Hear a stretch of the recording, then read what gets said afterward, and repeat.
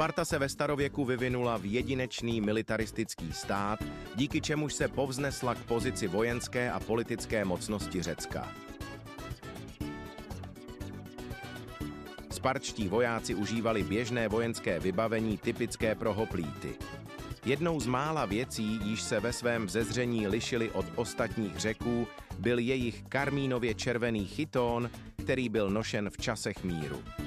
Sparťané také nosili dlouhé vlasy a vousy, jež byly starodávným archaickým znakem svobodných mužů a o něž před bitvou pečlivě dbali.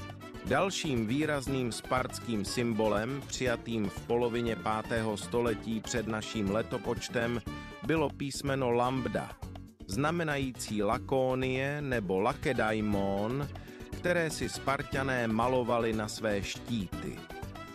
V archaickém období si Sparťané chránili tělo bronzovým pancířem, štítem, náholenicemi a helmicí korinského typu.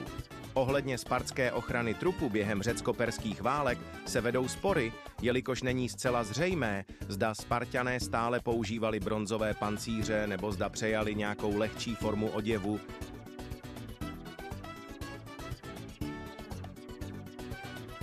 Stejně jako armády ostatních řeckých států, také spartská pěchota bojovala v semknuté falangové formaci. Falanga je označení pro bitevní řadu.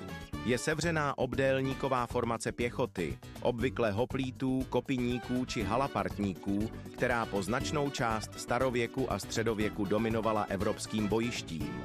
Samotní Sparťané nezavedli v řeckém válečnictví žádnou převratnou taktickou inovaci, ovšem neustálým výcvikem a vynikající ukázněností učinili svoji falangu mnohem soudržnější a efektivnější. Sparťané organizovali falangu klasickým způsobem v jedinou linii, jejíž standardní hloubka zástupu činila 8 až 12 řad.